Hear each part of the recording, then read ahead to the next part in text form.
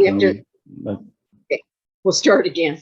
Welcome everyone to the Tuesday, November 8 meeting of the Citizens Law Enforcement Review Board.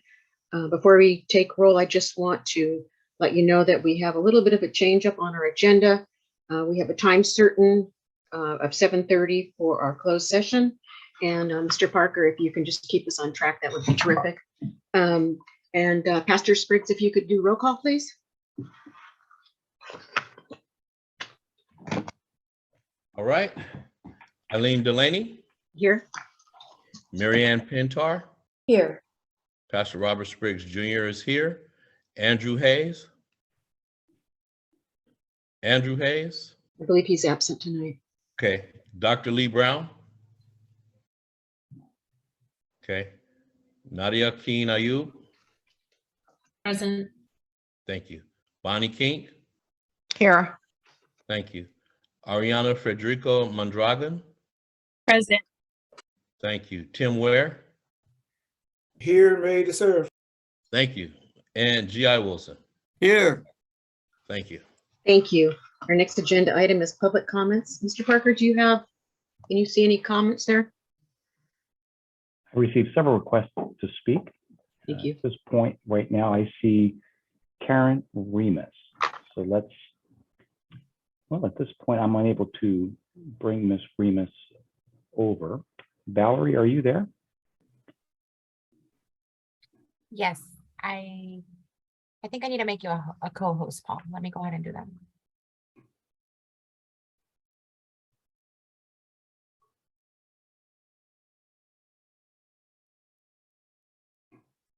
And for the record, Chair Delaney, I see Dr. Brown has joined.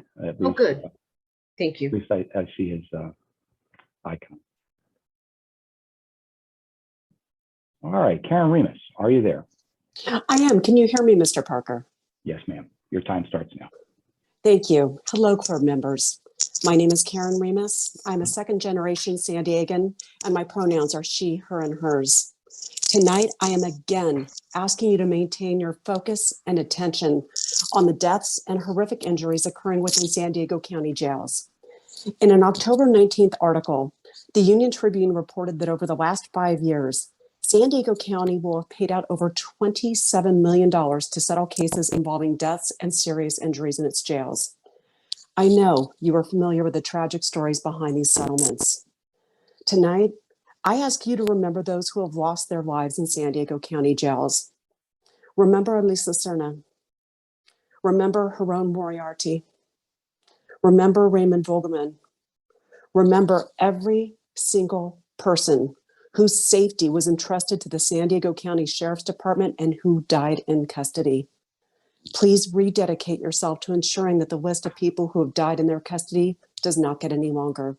Thank you for the opportunity to speak tonight.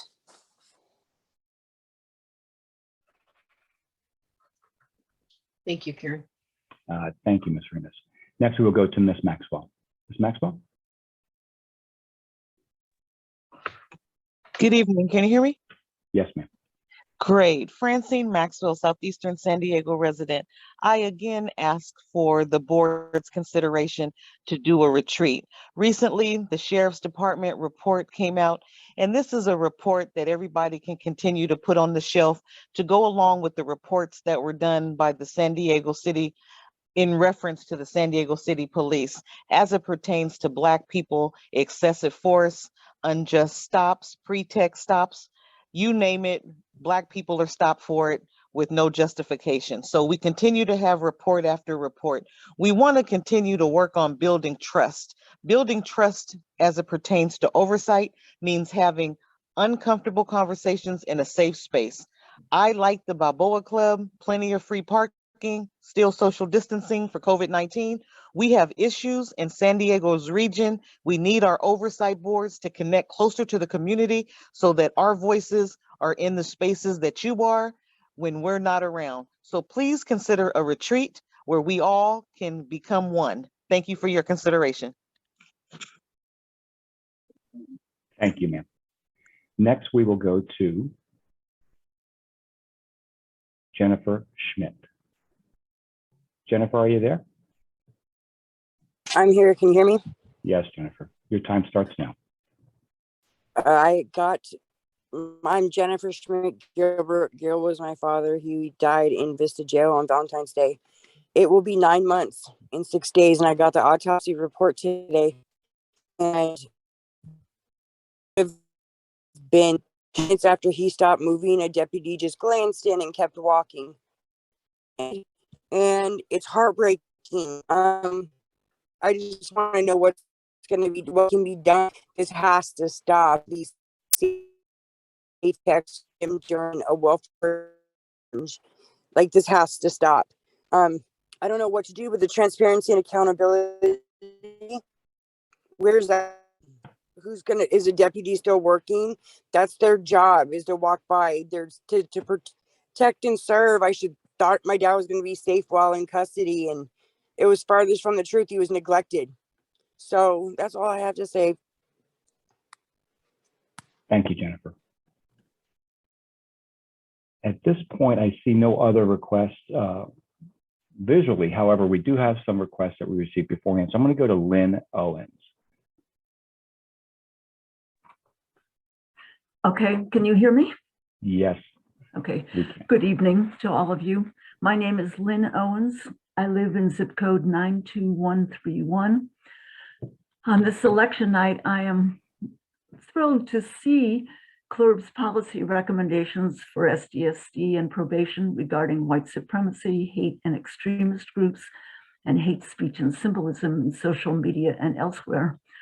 I urge you to keep focus on prioritizing these policies, including well-defined implementation details and timelines. How can all citizens trust our sheriffs and probation officers without policies like these? Question mark, question mark, question mark. I'm also delighted to see progress towards proactive health monitoring of incarcerated individuals. This seems like a potential win-win all around. Better statistics, better health, fewer expensive lawsuits. There is so much work still to be done. It's heartbreaking to hear every one of these failures, but I just thank you for doing your best to keep things moving forward. Thank you. Thank you, ma'am. Next, we will go to Dr. Tom Packard. Dr. Packard. Yeah, can you hear me? Yes, sir. Yeah, my name's Tom Packard. I'm a member of Showing Up for Racial Justice North County. First, I'd like to briefly request that every agenda include under the policy recommendations and pending responses, a report on the status of the request to expand your jurisdiction to include medical personnel. There was a report in August of a productive conversation with county council and progress to be reported at your August 23rd meeting. I couldn't find anything in those meeting minutes or in the September minutes, and I don't think there are minutes yet for October. I don't think it's on this meeting's agenda. Please include detailed updates at every meeting. If we in the community can help move this bureaucratic process along in any way, such as contacting board members or something, please let us know. More importantly, I want to make my regular point about the need to go deeper into systemic causes of jail deaths and then have you suggest systemic solutions. It might seem that the jail deaths from being killed by a cellmate, falling out of a bunk, taking one's eyes out, admitting and then ignoring someone with methamphetamine intoxication rather than referring to a hospital have nothing in common. But at a systems level, these and many other deaths do have systemic causes. Perhaps a key variable is the unwillingness of department leadership to show enough urgency on this to demand action by staff. In addition to more proactive leadership to start such a process with skilled consultants and analysts, staff of CLERB and the sheriff could identify common causes and suggest solutions. If there is such work occurring, or even if it isn't, I reiterate my earlier recommendation to have a sheriff's representative report at each meeting on substantial system changes that they've accomplished or they have in progress. Thanks for your attention. Thank you, Dr. Packard. And next, I don't see Robin Sales or, oh yes, I do. Ms. Sales, are you there? Yes, thank you. Good evening. My name is Robin Sales, and this is the 24th consecutive month that either myself or my colleagues from Showing Up for Racial Justice North County have come before you to highlight areas of concern with the CLERB itself or with the Sheriff's Department. In reading the policy recommendation that are specified in attachment F sent by Mr. Parker, I've done some research that goes into more detail regarding law enforcement and white supremacy groups. I've asked him to share an article by the Center for Police Equity from April of 2021 titled Guidelines for Combating White Supremacy in Policing.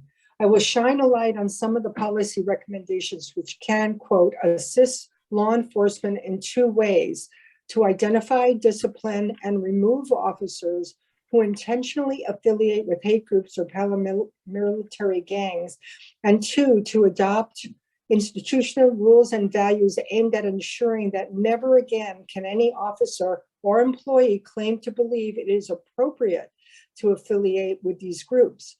There are common sense written policies that are clear in how law enforcement must delineate what is expected by their employees and the consequences for not abiding by them. In that report, CPE states that police who join these groups bring forth issues of fairness, judgment, and conviction. We have seen in numerous reports regarding the Sheriff's Department data that supports that police bias in traffic stops and use of force within community colors is disproportionate to the numbers in that population. When a specific community is impacted by bias policing, trust erodes and directly impacts public safety, specifically the credibility of those officers who serve in those communities. Police forces throughout the U.S. have adopted recommendations of the International Association of Chiefs of Police, who recommend that law enforcement agencies should provide clear and specific guidance about the on and off duty behaviors and associations the department does not allow. It should not be limited, in my opinion, to the on-the-job behaviors.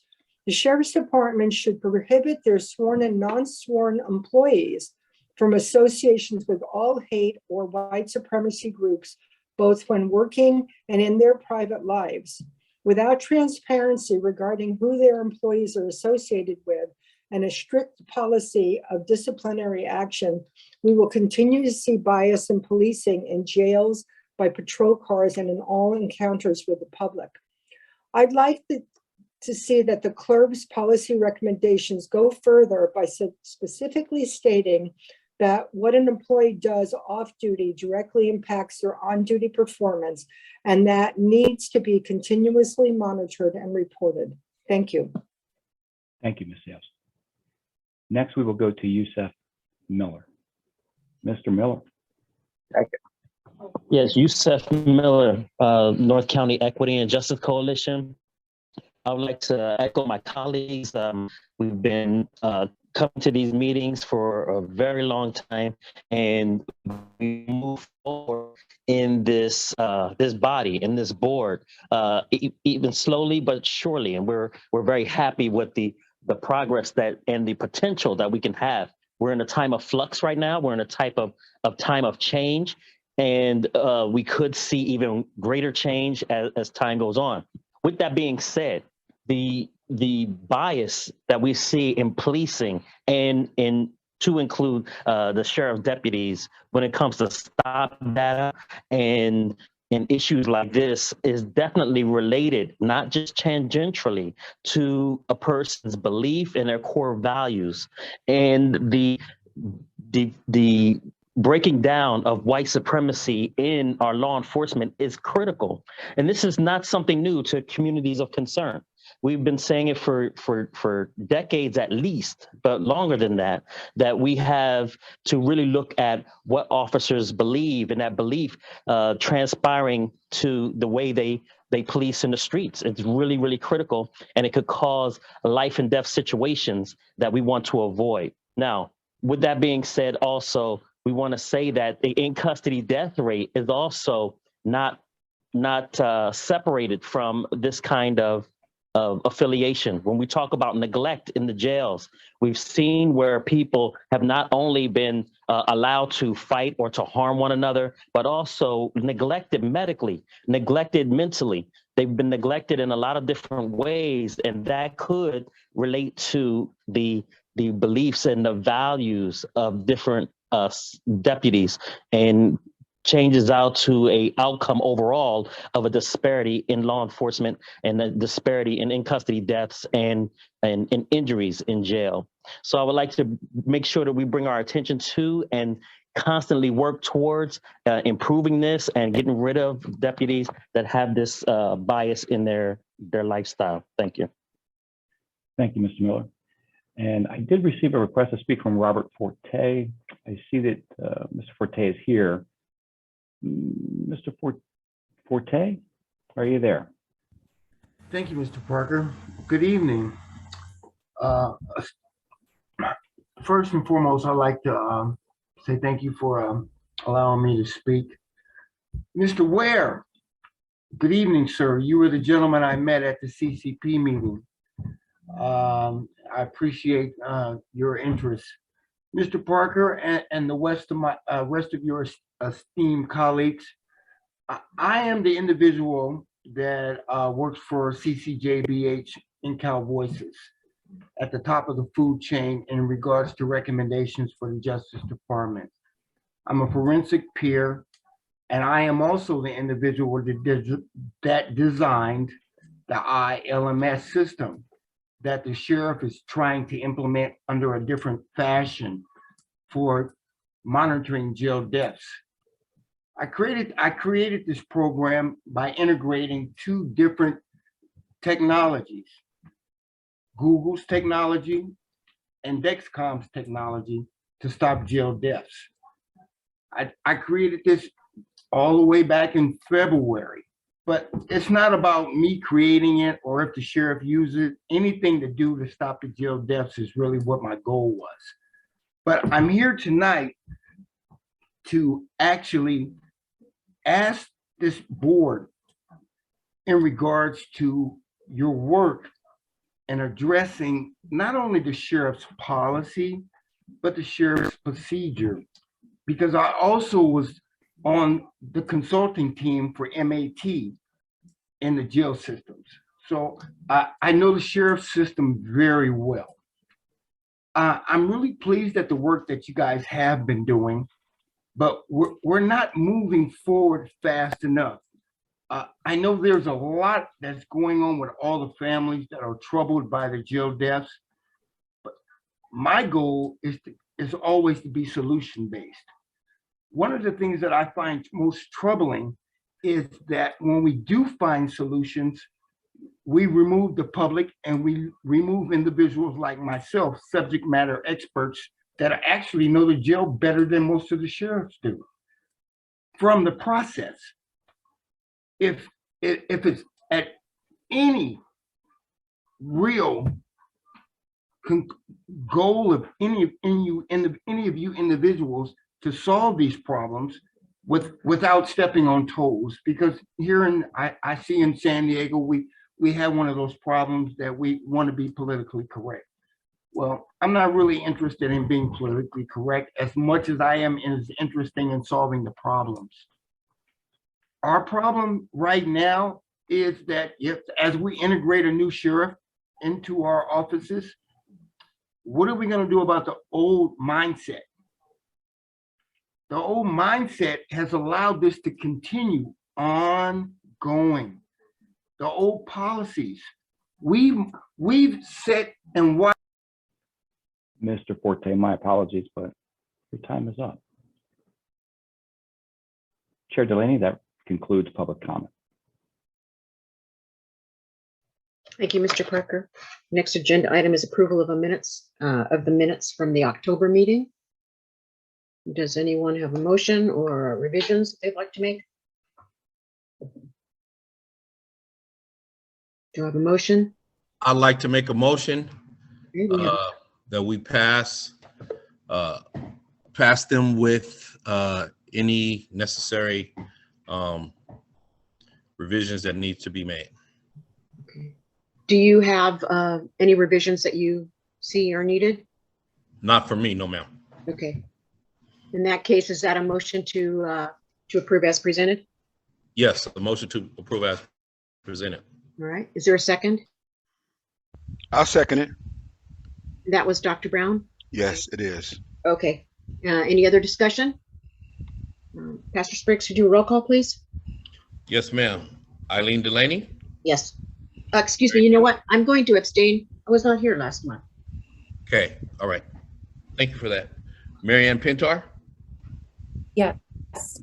Pastor Robert Spriggs Jr., yes. Andrew Hayes is not here. Dr. Lee Brown? Yes. Nadia Keene Ayub? Yes. Bonnie King? Okay. Ariana Federico Mondragon? Yes. Thank you. Tim Ware? Yes. And G.I. Wilson? Abstain, was not here. Okay. Thank you. Pastor Spriggs, how many was that in favor? It was, I'm sorry to jump on you there. No, that's Pastor a thank Spriggs, you. But it was 6 in favor. So okay. So it passes. Okay. Okay. We have no presentation or training this evening, so we'll go directly to Mr. Parker's Executive Officers Report. Thank you, Chair Delaney. I wanted to address in the Executive Officer's Report, I want to talk about the medical jurisdiction that we've been working on in reference to the public comment. I will provide that every month in the Executive Officer Report if it's not clearly delineated on the agenda. So I can tell you that we have made very good progress thus far. I do have, I think, one final meeting, and Ms. Hoffman can correct me if I'm wrong. We're going to be meeting one final time before this goes forward to Labor Relations.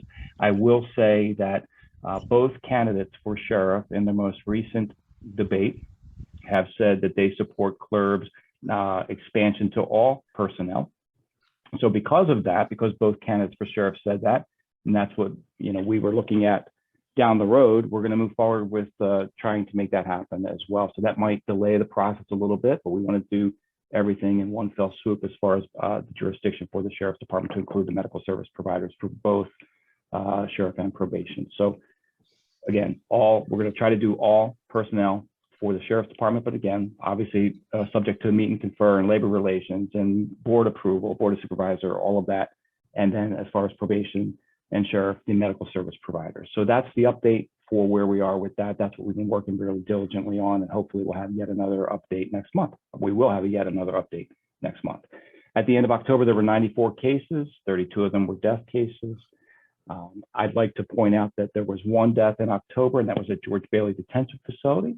As far as attachments B, which is our workload report, and C, I'm going to let you folks just look at those at your leisure. If you have any specific questions, ask me, but I just gave you the overview of the key points.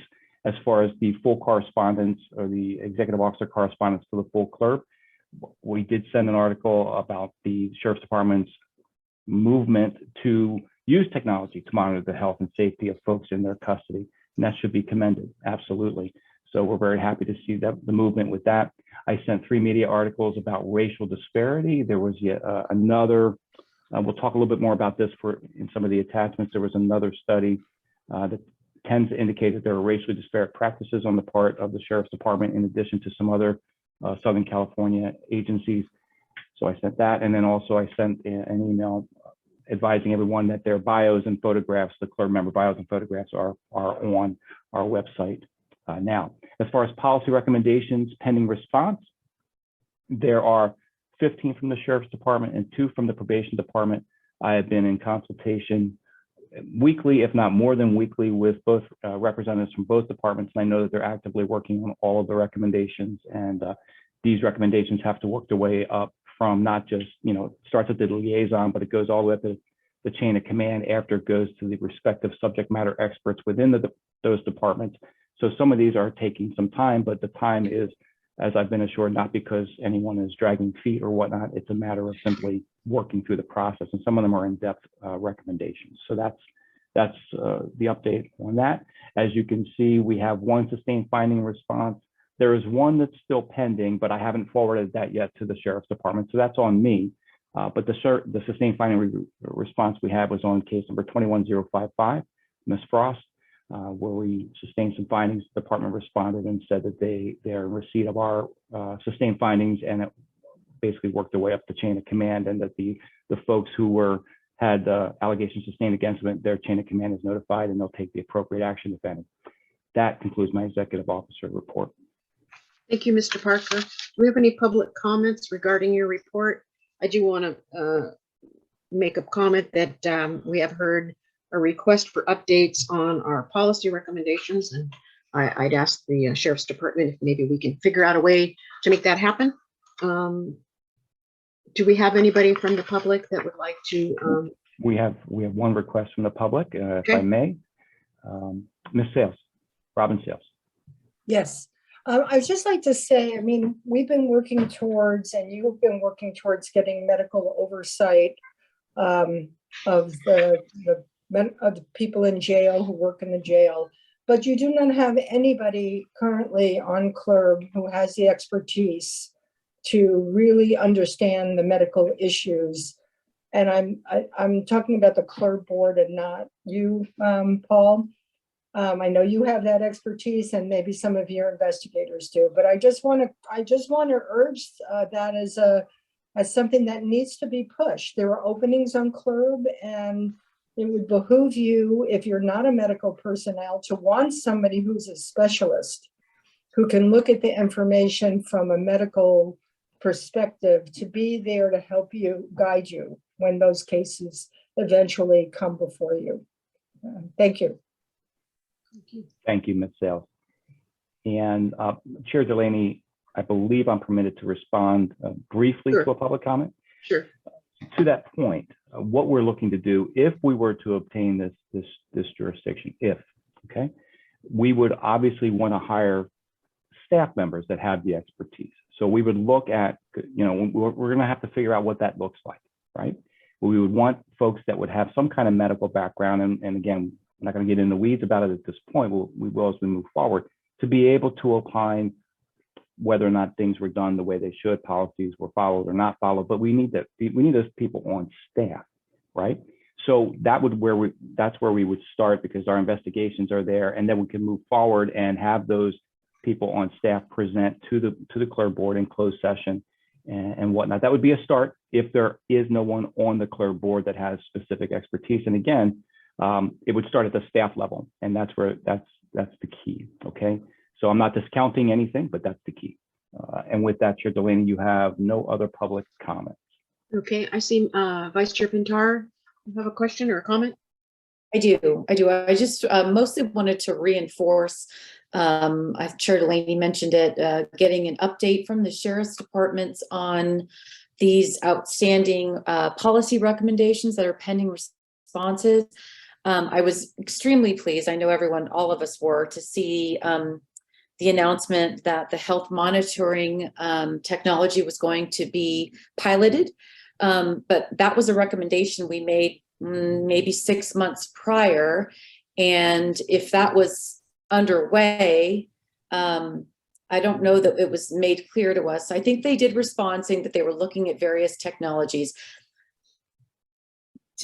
I guess what I would like to say is that if any of the pending responses have work underway, if there are already efforts underway within the Sheriff's Department to tackle some of the recommendations that we've made, it would be great to learn about that and hear about it as a regular update from the department. I think it would be helpful to us to know that our recommendations are being examined with thoughtfulness, and I think the public would appreciate knowing that these recommendations are being considered seriously, and we're not just making them and then they're not being acted upon.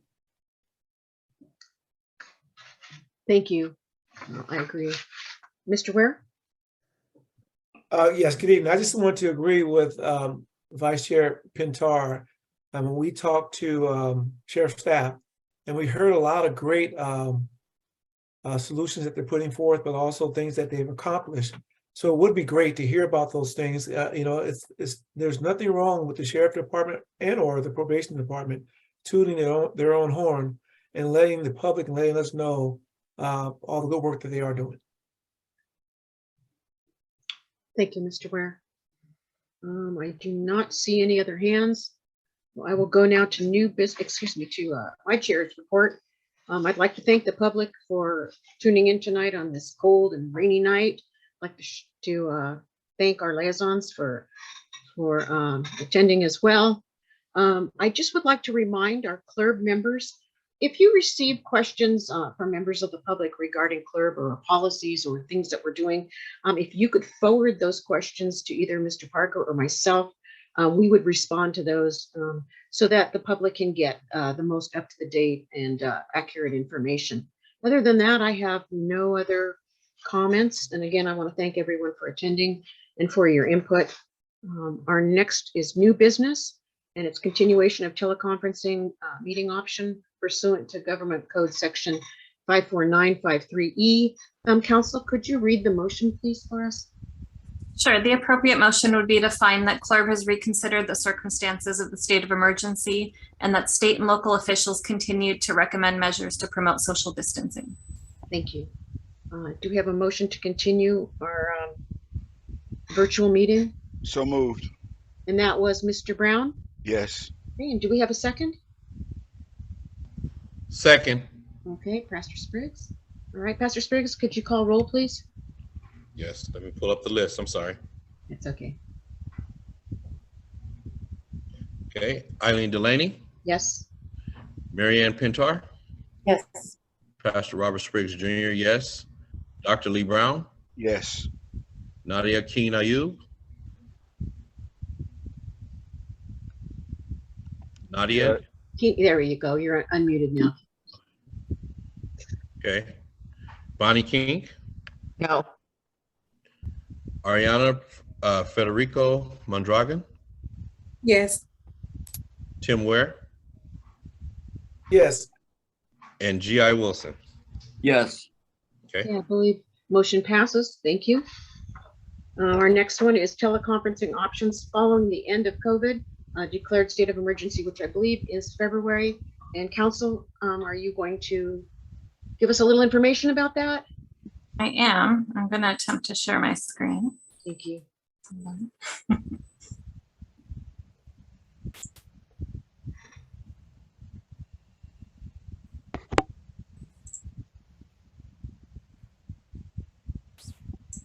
Can you see this? Yes. Okay.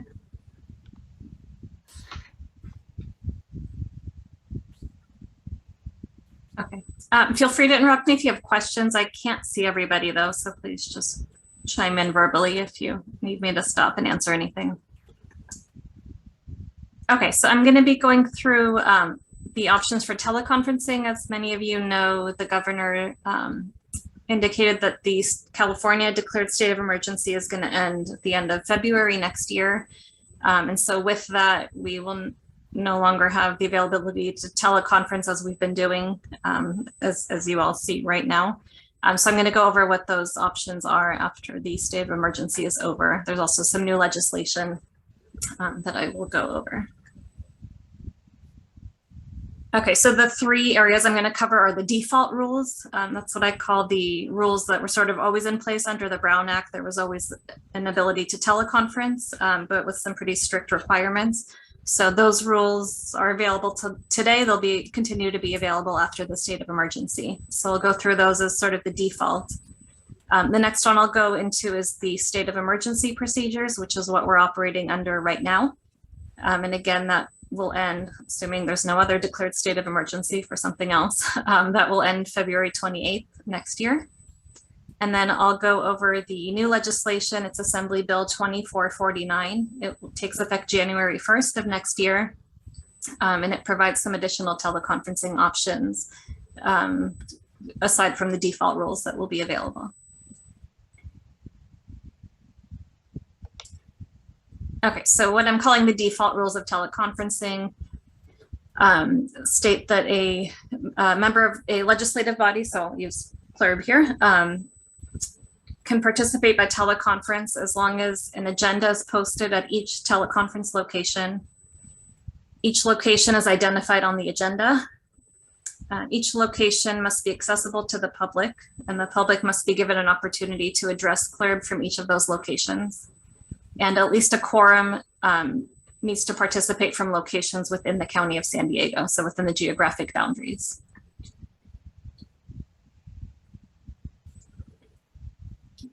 All right. So the rules for state of emergency, this is mostly a reminder since this is how we're operating right now. But it states that the default rules that I just went over don't apply when there's a proclaimed state of emergency and one of the following things applies, which is state or local officials have imposed or recommended measures to promote social distancing, or if CLERB is meeting only to determine whether meeting in person would present imminent risks to health or safety, or CLERB has already determined that meeting in person would present imminent risks to health or safety. So again, in these circumstances, the default rules don't apply, those being that you have to post an agenda at each location that you're calling in from, that the public has to be able to access those locations.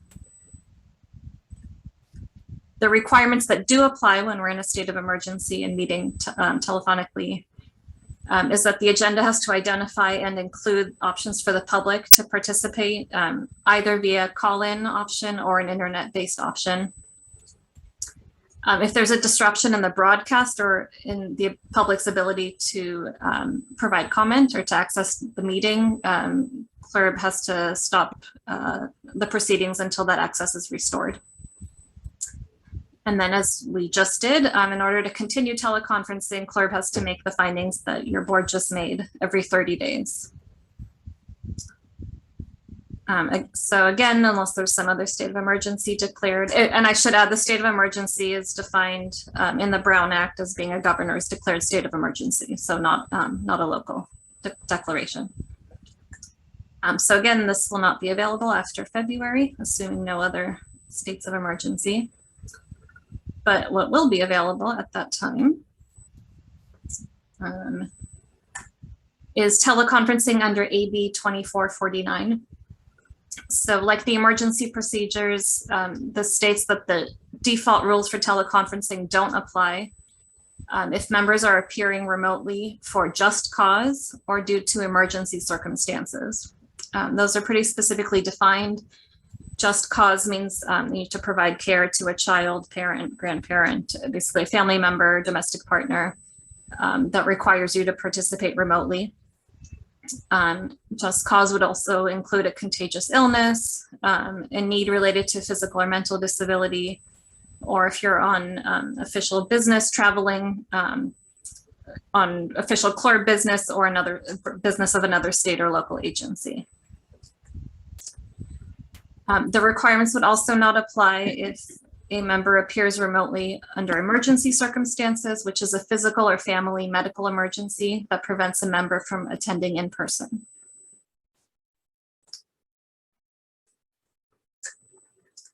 Okay, so how do you use these options? Split it up into, there are separate requirements if you're appearing remotely for just cause versus for the emergency. So under just cause, if you're using that exception, the member has to notify CLERB at the earliest opportunity of their need to participate remotely. And if the earliest opportunity is at the meeting, you can do that. You can call in at the meeting and explain, notify the board at that time. Along with that notification, there has to be an explanation of the circumstances surrounding the need to appear remotely. And this exception to the teleconferencing rules is available for no more than 2 meetings per calendar year. So there's a cap of using this twice in the calendar year. Ms. Hoffman, I have a question. Sure. The teleconferencing under AB 2449 says effective January 1, 2023, but it doesn't, we don't go back to out of the state of emergency until February. Correct. So how does that work, if you will? So through February, right. CLERB can opt to continue operating under the state of emergency teleconferencing. This will be available, but if you're under the other one, you probably don't need this. Okay. So this is just, it's effective that date, but it really doesn't go into effect until February. when we get out of the state? Yeah, of I mean, emergency? if CLERB elects to go back in person sooner, Okay, I got it. Okay, then you could use this. right. Okay, great. Thank you.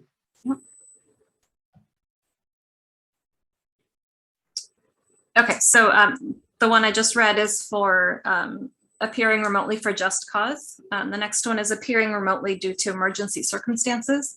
So this one actually requires the approval of CLERB. So the way you would do this is the member has to request CLERB's approval to participate remotely.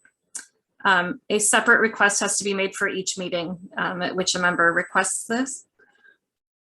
CLERB then has to get a general description of the circumstances relating to the need to appear remotely, recognizing that some sensitive medical information may be in there. The Brown Act says that there's no requirement to disclose any confidential medical information, and the description is brief. It specifically says 20 words or less. And then with that request, CLERB can take action at the earliest opportunity. So it would agendize it for the next meeting. Or if the request comes in without enough time to put it on the agenda, the Brown Act will now, as of January, will include a provision where that item can be heard even if it does not appear on the agenda.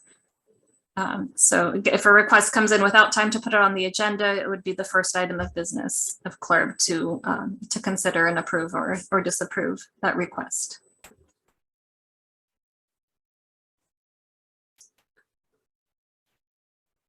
Okay, and then for either of these two teleconferencing options, the following requirements apply.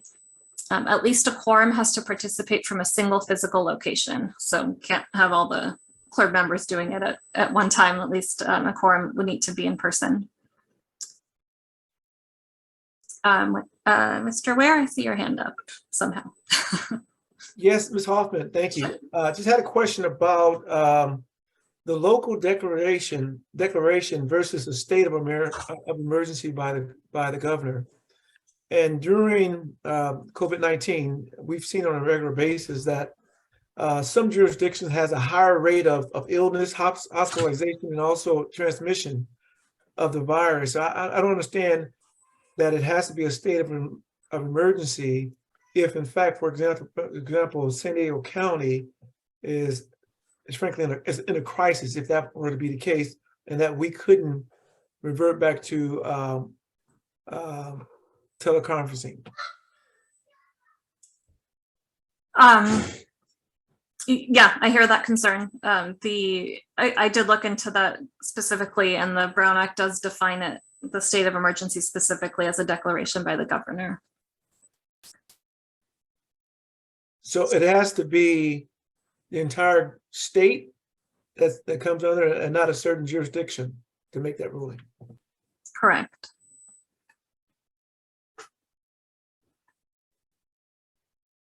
I do think the governor can declare a state of emergency for a particular area of the state. It doesn't necessarily have to be statewide, but it does need to be a governor's declaration. Okay, great, thank you. Okay, so some other restrictions here.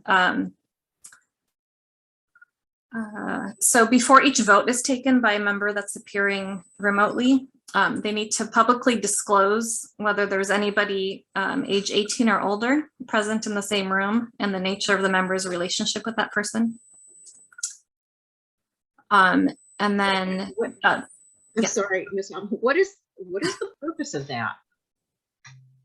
It's transparency of who it's in place of being in person. So if the public were to be participating in person and seeing you, they would see who else is around or influencing. Okay. Thank you. And along that same vein, so this is different than what we have now. A member participating, sorry about my dog. A member participating remotely has to have their camera on. So you have to participate through audio and visual technology. So again, with the transparency and seeing that the person is there. And then, oops, sorry. There's a restriction on this also of how many times it can be used. It can't be used for more than 3 consecutive months. more than 20% of the regular meetings in a calendar year, or if a body meets fewer than 10 times a year, no more than 2 meetings in a year. For CLERB's purposes, it effectively comes out to 2 meetings.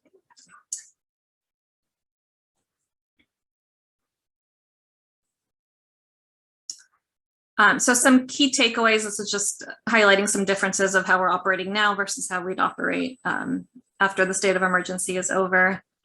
We would no longer have to do the 30-day findings like we just did. Again, a quorum has to appear in person. So if we have members appearing remotely, we need to ensure that at least a quorum is at least in a room together. And then if a member utilizes the teleconferencing options under AB 2449, again, the reason for that request needs to be stated publicly. Camera needs to be on. And for CLERB's purposes, again, each option can be used twice only. So basically you can do the just cause twice in a calendar year and the emergency twice in a calendar year. And then this question has come up, I know, a few times in past meetings. Nothing in here prevents CLERB from giving the public more access. So even if CLERB meets in person, we could still extend the virtual option to the public to be able to address the board and view the meeting remotely. And that is the end.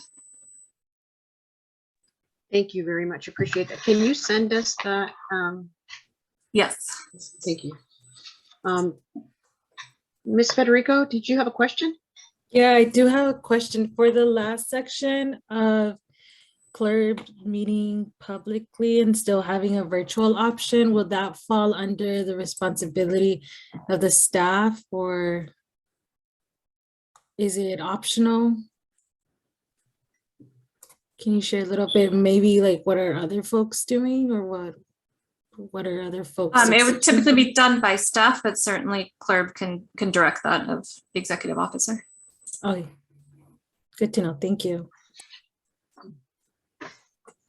Okay.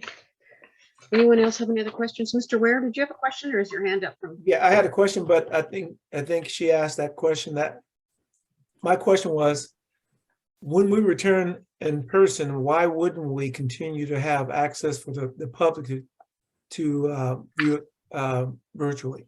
But I think that was answered. Yeah, we definitely want to continue that. Chair Delaney. Yes. We definitely will continue that. I mean, that's hands down. That's what we're going to do, and we're already working on how those arrangements. Thank you, Mr. Parker. Does anyone else have any other questions? Do any of the members of the public have a question?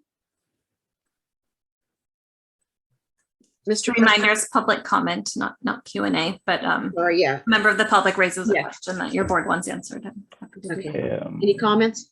Yes, Mr. Miller. Mr. Miller. Thank you. Yusuf Miller, North County Equity and Justice Coalition. And I want to thank you for considering that the public can attend virtually still. This is a process of democracy so that we can still attend, especially when it comes to people who are differently abled and people who are just not available to drive, or they don't have transportation access to get to our meetings and stay as long as some of the meetings go on. So I want to thank you for having that and making sure that we work out the technical aspects to make sure that that's a reality. Thank you so much. Thank you. Anyone else, Mr. Parker? No, ma'am. Okay. Our next one is policy recommendations to the San Diego Sheriff's Department to address white supremacy, hate groups, and law enforcement. And I will turn that back over to Mr. Parker. Okay. We've done two. We've done these recommendations, one for the Sheriff's Department, which is item C, and then one for the Probation Department, which is item E. So they're both the same content, they're both the same point. So I don't know if we can be permitted to talk about both right now. Is that all right, Chair Delaney? And then, or no? Fine with me. Okay. So in the background for the recommendations, I think you remember last month I mentioned something about when I went to, Vice Chair Pintar and I went to the National Association of Civilian Oversight of Law Enforcement's annual conference in September, one of the issues they discussed was white supremacy in law enforcement and how departments should have policies in place that would, at minimum, address affiliations with folks who have or act upon certain beliefs, specifically how that would undermine the credibility of the department and certainly create the appearance of inequitable treatment provided to persons within the community. So the background for both is that's where it started, but then upon some further research, it just so happens that last week there was a report released by Catalyst California and the American Civil Liberties Union of Southern California that tends to indicate when they looked at 4 large California sheriff's departments, with San Diego being one of them, that there are racially disparate practices and that folks are stopped traffic and pedestrian wise, people of color are stopped at higher rates than white persons. And this, as you may recall, is the 3rd study within at least the last 18 months that tends to indicate that the San Diego County Sheriff's Department has racially disparate policing practices, at least for the stops that it makes, that its deputies make. In early 2022, if you recall, we made 7 policy recommendations to the Sheriff's Department focusing on reducing those racially disparate practices, and the Sheriff's Department implemented 1 and did not implement 6. In 2006, the Federal Bureau of Investigation kind of sounded the alarm. So 16 years ago, they warned of the potential consequences of white supremacists infiltrating state and local law enforcement agencies, even going so far as to say it was a national security issue. So that being the background, we looked at, and I want to give credit to one of our new investigators, Spencer Clue. After we talked about it last month, he jumped on this and said, let's look at the policies. I'll do everything I can to assist you looking at the policies to see what's in place and if there's a way that we can help the department to increase the trust of the members of the community. And so the Sheriff's Department, let's talk about the Sheriff's Department first. There are several policies that the Sheriff's Department has in place. One is unbecoming conduct, which talks about how to act on and off duty.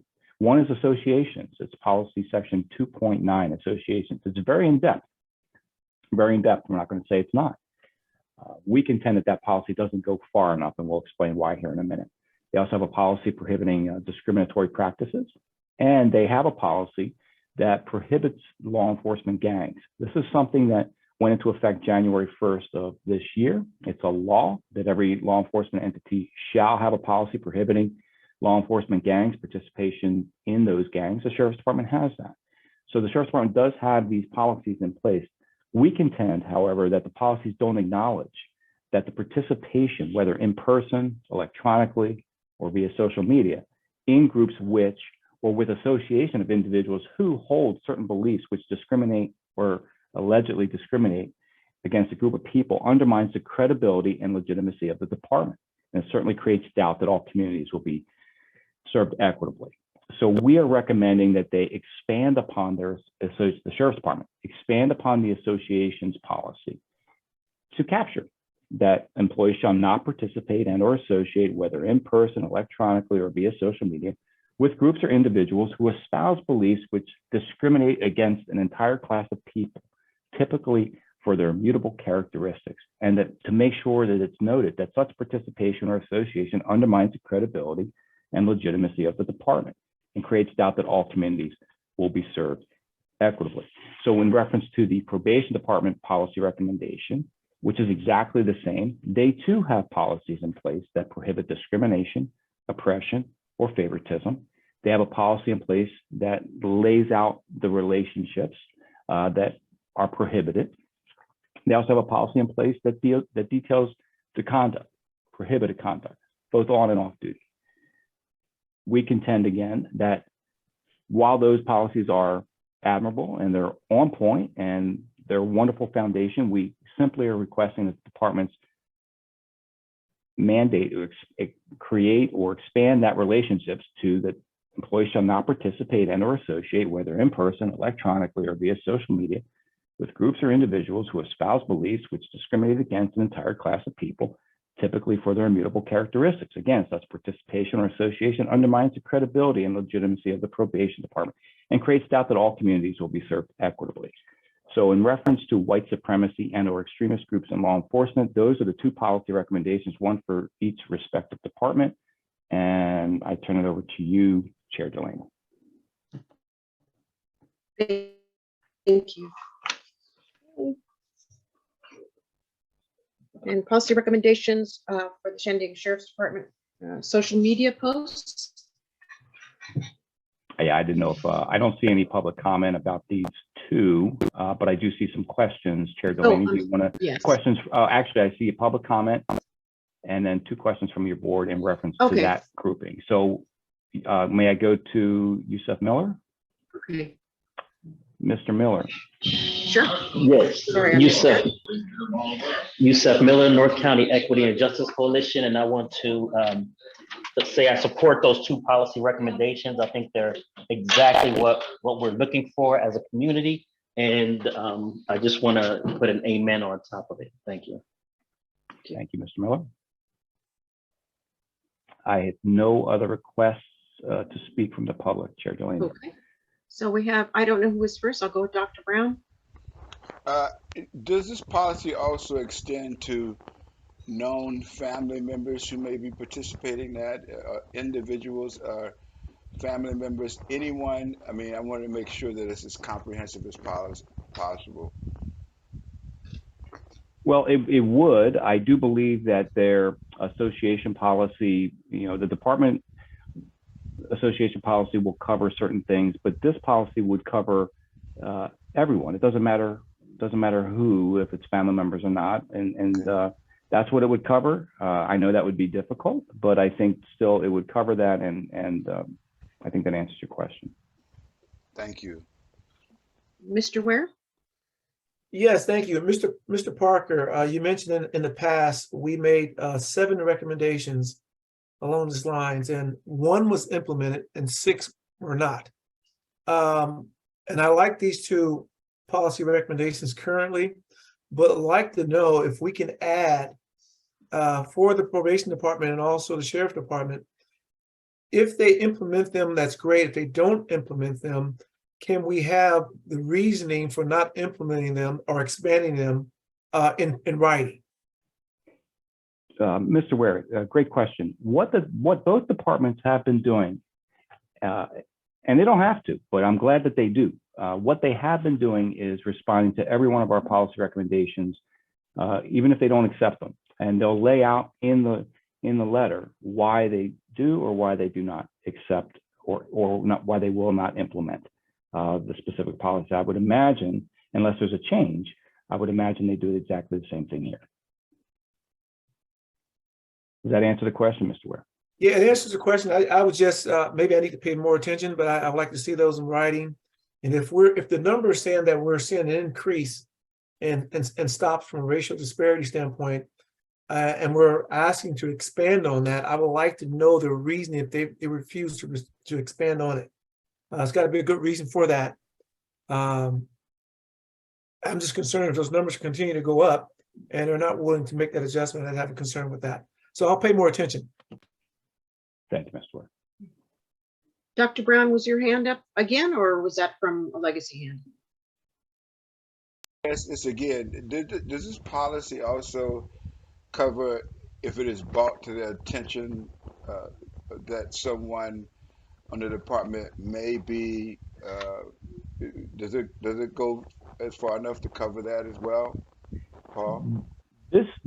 That's an interesting point. This policy doesn't say that.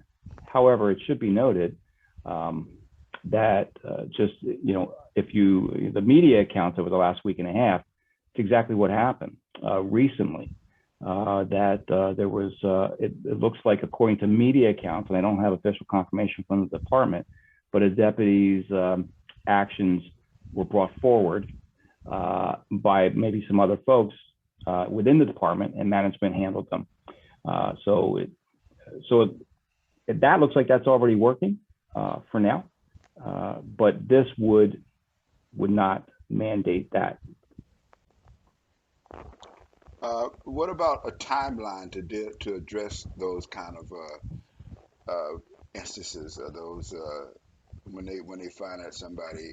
Will we giving them a timeline we talk about responding. How do we? I guess everyone has due process, and that timeline would dictate that. But so I think that answers my own question. That's it for me for right now. Thank you. All right, thank you. Anyone else? Okay, well, we'll move on now to, can we take D and F together? Policy recommendations for San Diego Sheriff's Department and Probation Department. Review social media posts of staff. Mr. Parker? I believe so. I think we can do exactly what we just did, and then maybe at the end when you folks go to vote, we can vote on them individually or not, whether we move forward or you folks approve them. So as far as the social media activity, again, the background for both is going to be the same. So actually, the California State Auditor earlier this year did an audit, issued a report where it had conducted just a random audit of members, publicly available social media sites of members of 5 California departments. Sheriff's Department, California Department of Corrections and Rehabilitation, and then 3 municipal police departments. And what they found was that there was a handful of officers who had posted biased or potentially or apparently biased content in their personal social media activity.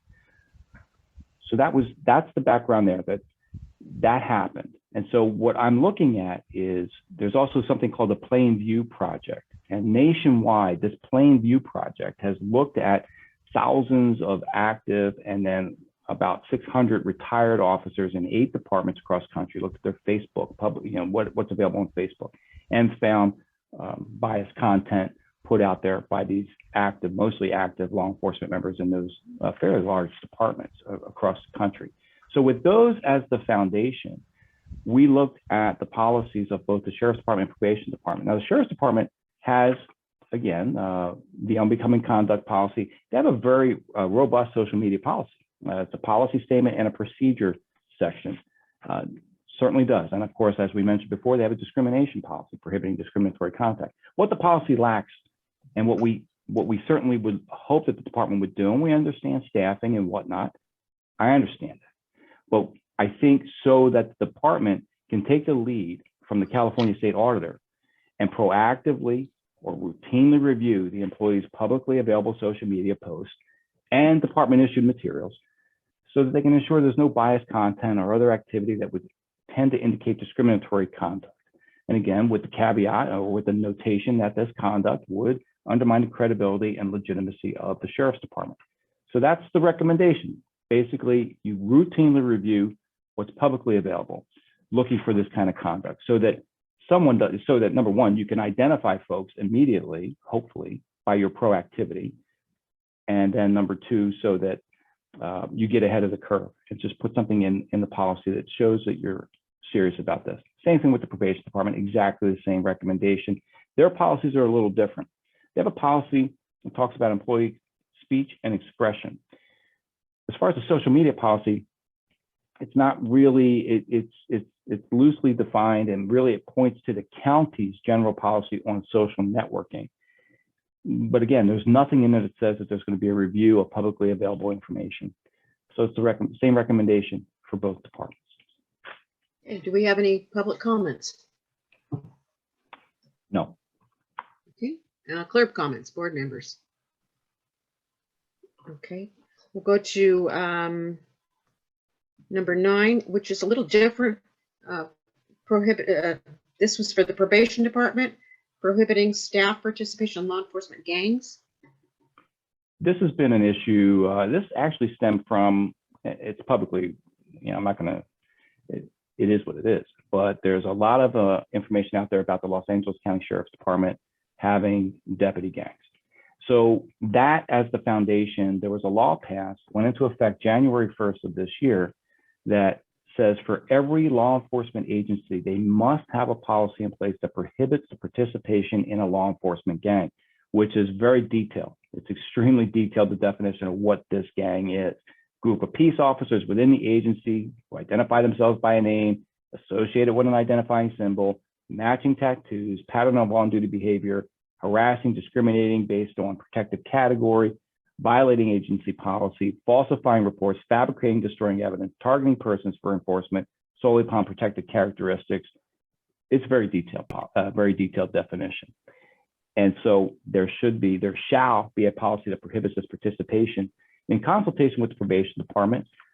It appears that policy, that there is no policy on the part of the probation department at this point. So what I'm asking your board to approve is a recommendation to the probation department that they comply with Penal Code Section 13670 and create that policy immediately. Thank you, Mr. Parker. Any public comments?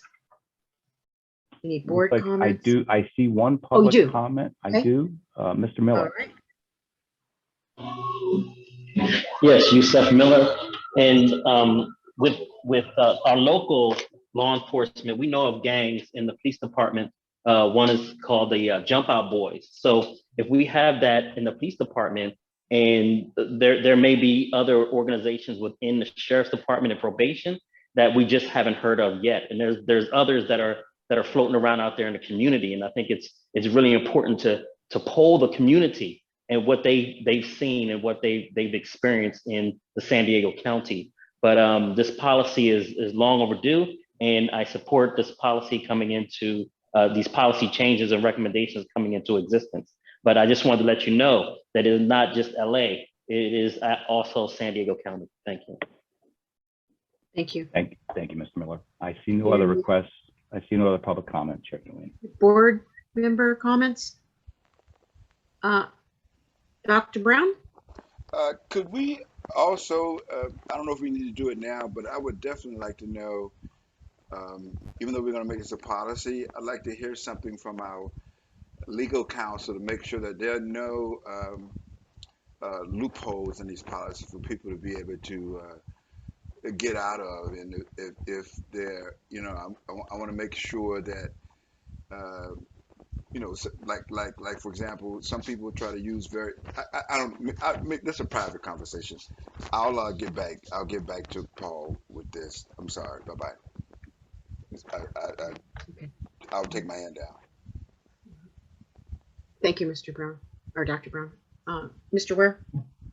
Yes, Mr. Parker, when you and Vice Chair Pintar attended your conference, it made mention of police, law enforcement gangs for LA County, but not San Diego County. Is that what I'm hearing? Right. I've heard nothing at any kind of symposium or anything about San Diego. It was this law stemmed from alleged activity at the Los Angeles County Sheriff's Department. Okay, thank you. You know what, Chair Delaney, I had a question. I don't know if this is the correct time for it, the right time for it, but earlier, I guess I'm going to ask it anyway. Earlier, we had a public comment, and I know we can't comment on the public comment, but Mr. Parker did comment on the public comment. So I guess he's allowed to do it. My question is, can we comment on Mr. Parker's comment when he comments on the public comment? Council, would that be Yeah, okay? the rule is not that you can't comment on a public comment. It's that the board can't discuss matters that are not on the agenda. So when we have general public comment at the beginning of the meeting on items not on the agenda, that's where the board can't start having a whole discussion. It would need to be agendized. Okay. When we're in the agenda, like we are now on a topic that's on the agenda, you can absolutely respond to public comment. Does that make sense, Mr. Ware? Yes, thank you for clearing that up. Thank you. Because I, for the record, I love to comment on Mr. Parker's comments. I'm going to leave that there. Council, can we vote on all of these together, or do we have to do them separately?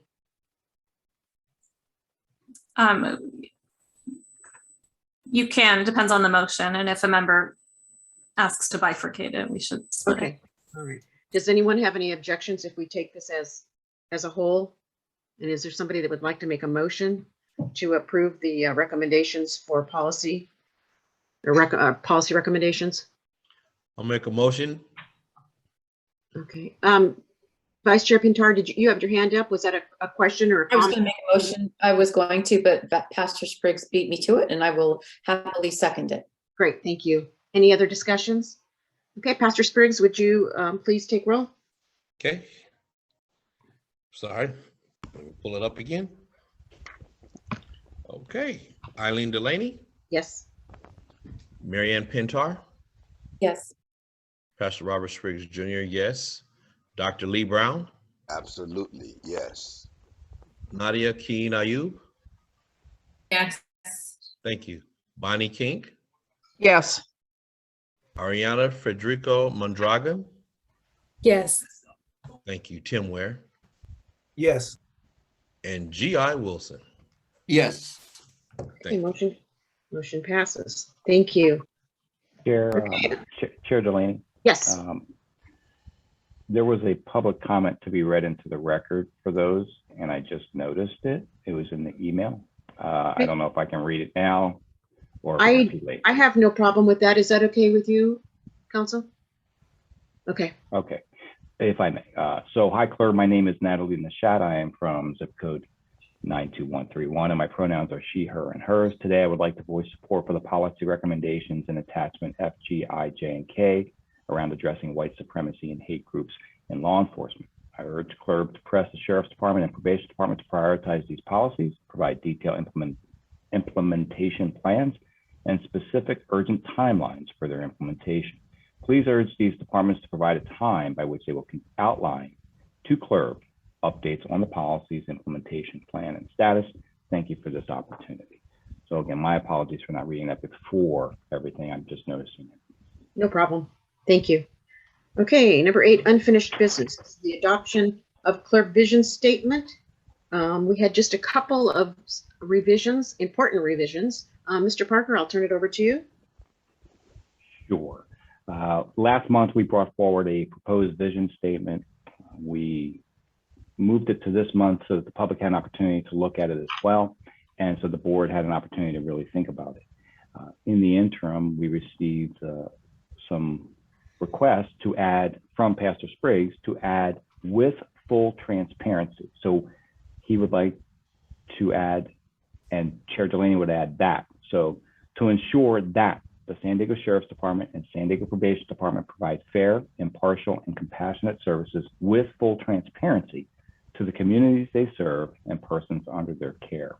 That is the feedback that I received. I believe that that's perfectly documented. That's exactly what we're wanting to move toward. And so that's the feedback we received. I'll turn it back over to you, Chair Delaney.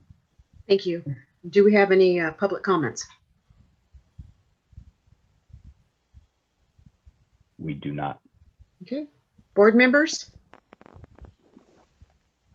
Comments, motions? So moved that we accept that and make that, add that to our policy or that vision statement to our Second. Okay. Okay, Dr. Brown first, Bonnie second. Any other discussion? Pastor Spriggs? Eileen Delaney, Yes. Marianne Pintar, Yes. Pastor Robert Spriggs Jr., yes. Dr. Lee Brown, yes. Nadia Keen Ayub, Yes. Bonnie King, Yes. thank you. Ariana Federico Mondragon, Yes. Tim Ware,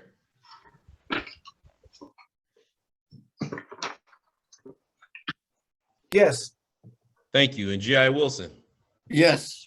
thank you. All right. We now have a new vision statement. All right. B is adoption of CLERB member code of conduct. I'm going to turn this back over to Mr. Parker.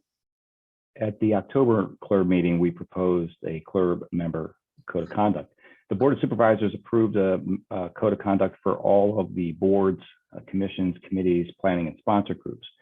CLERB can add to it, just can't take from it. So what we talked about last month, we moved it forward to this month to get public comment.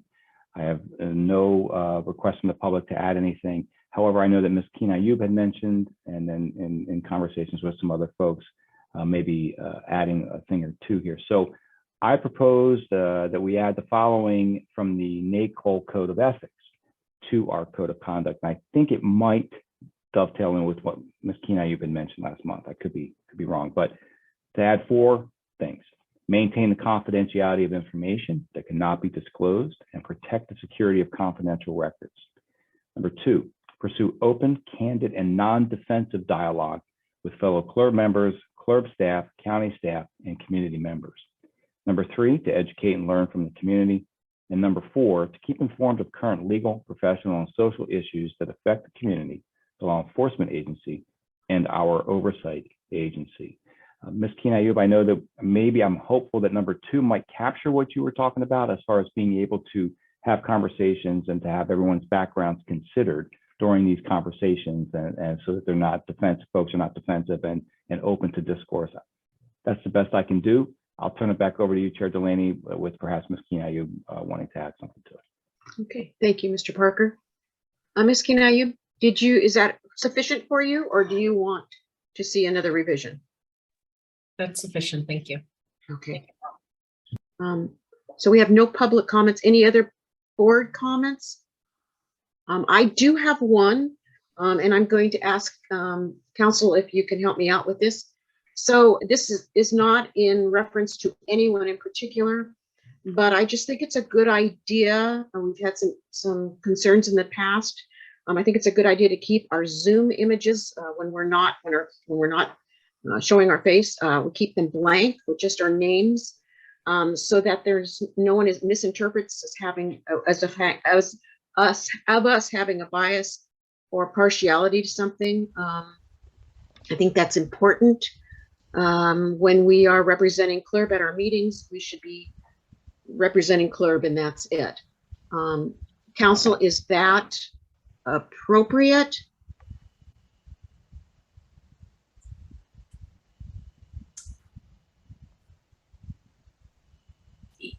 Yes, I'm thinking of proper ways to word it, whether it should be nothing at all or just nothing that would suggest an affiliation.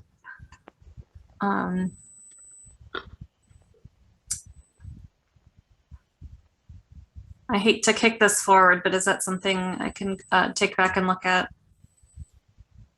Does the board have any concerns with that? Vice Chair Pintar? You could also, sorry to interrupt, you could also adopt it as is, and then we can add this in. Okay. Here. I was just going to say it might just be simpler to say just names, because I don't want to, who interprets what suggests an affiliation or a bias? I don't know if that's an easy thing to do. I suppose anyone at any time could interpret any image as having a bias or not. I don't, just my suggestion. Okay.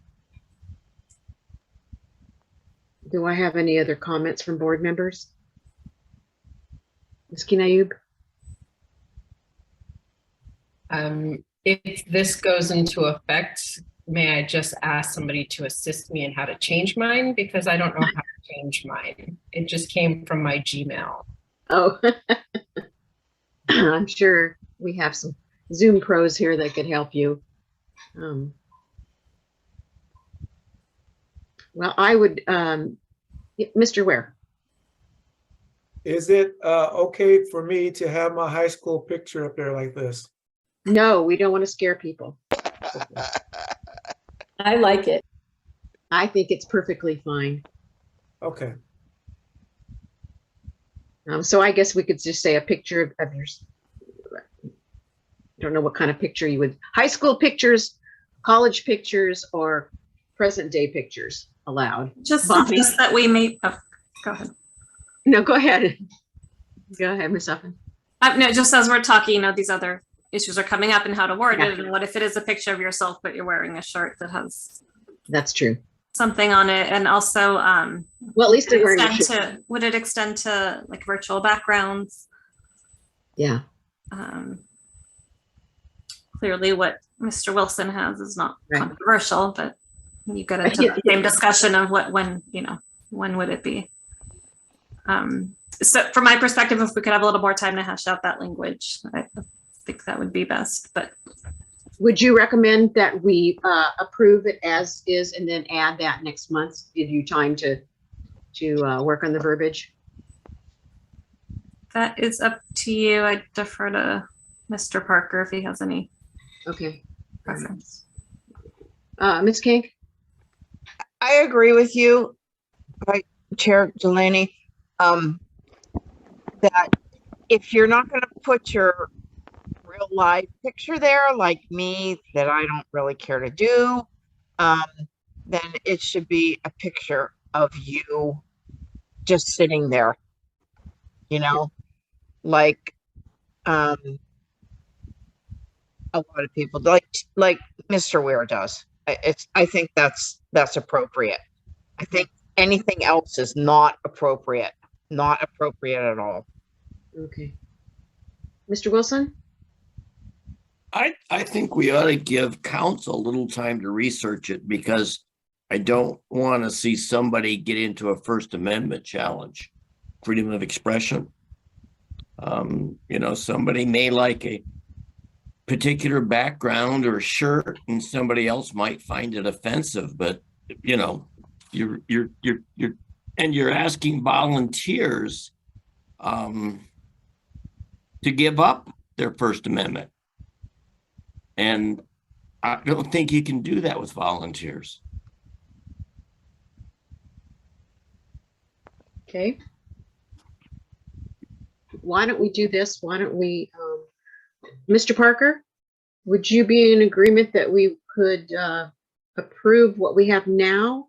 Ask council to come back next month with some verbiage that we might be able to add to our code of conduct? Yes. Okay. Would that be sufficient for everyone? Okay. Do we have a motion? So moved. And that's Dr. Brown. Do we have a second? Second. Okay. Any other discussion?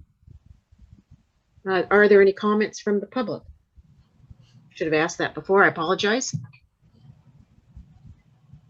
Don't. No. Okay. That being the case, Pastor Spriggs? Yes, ma'am. Eileen Delaney, Yes.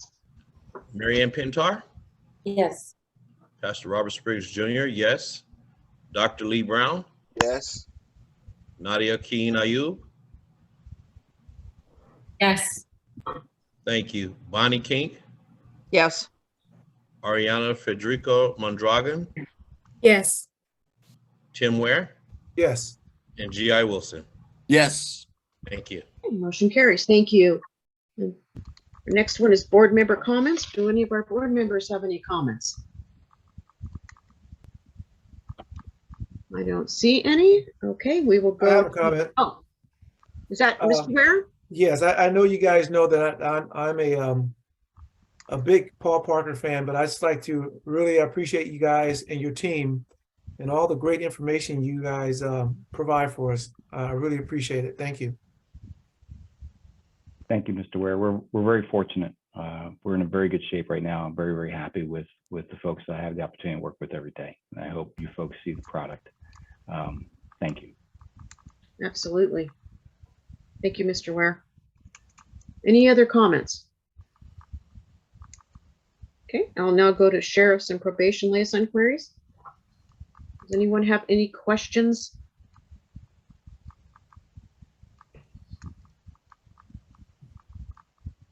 Sergeant Tingley, are you speaking? Because if you are, you're muted.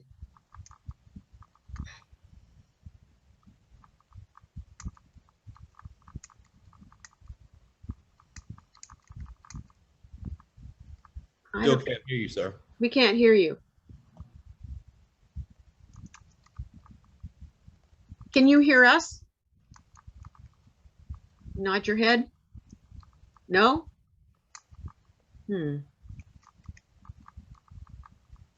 Okay, while you're getting your tech equipment organized, I'm going to go to Vice Chair Pintar.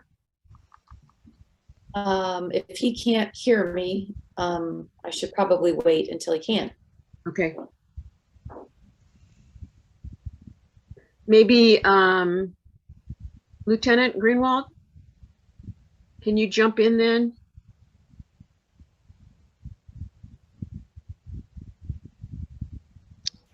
Sure, although I've I'm sorry, I didn't mean to put you on the hot spot there. no worries. Okay. Was there a specific question? I Yes. I'm sorry, I don't know if you were here earlier in the meeting, Lieutenant Grenewald, but I mentioned that we were as pleased as we were to see the report that the monitoring technology was going to be piloted in the jails. That I just wanted to know if there were other policy recommendations that we have made, that there is some work that is already underway, and if the Sheriff's Department, if that's the fact, if that is the case, rather, as it was with the monitoring, if the Sheriff's Department could please report back to us on what is being undertaken to tackle some of the same, achieve the same objectives as the recommendations we've made. I hope that's clear, and I'm happy to talk to you later about it if it's not. No, I understand your question, and I can certainly take that back to the sheriff and the undersheriff and kind of find out how they would like to go. Personally, I'm not a fan of giving half answers and half measures. So sometimes giving progress reports on things that we're investigating or things that might be in progress, it can tend to give people a false sense of hope.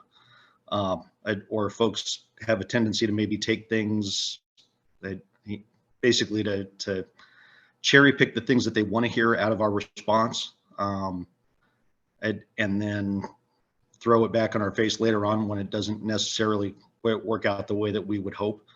But I like I said, I can certainly take that to the sheriff and the undersheriff and find out how they would like to proceed with that.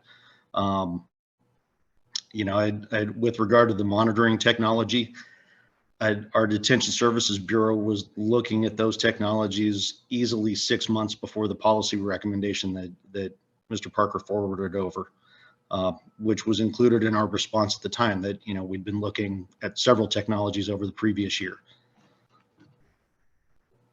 Yes, I recall that was the response, and I do hear what you're saying in terms of, we're not wanting to give incomplete information, but if you would, take it back. And I do think that it would be helpful to us and to the public to know that there's work underway to at least achieve the same objectives, even if you can't give us specifics on what the changes might be. Got it. Thank you. Thank you. Sergeant, are you back with us?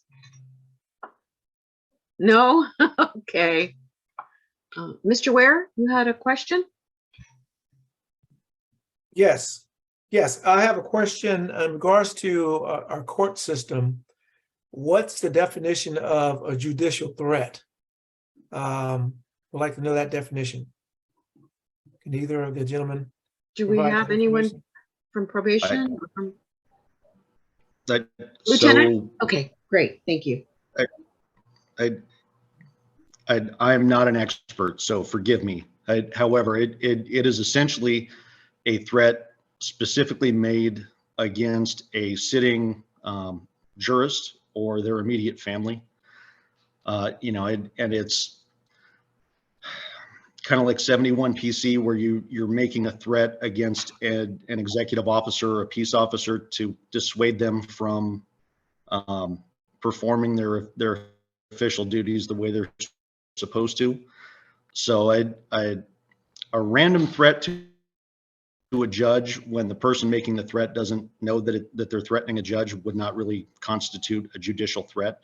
But if somebody is making a threat against a judge specifically because of their relationship to the court and their particular position in hearing a certain case, that would certainly be a judicial threat. Okay, thank you. Absolutely.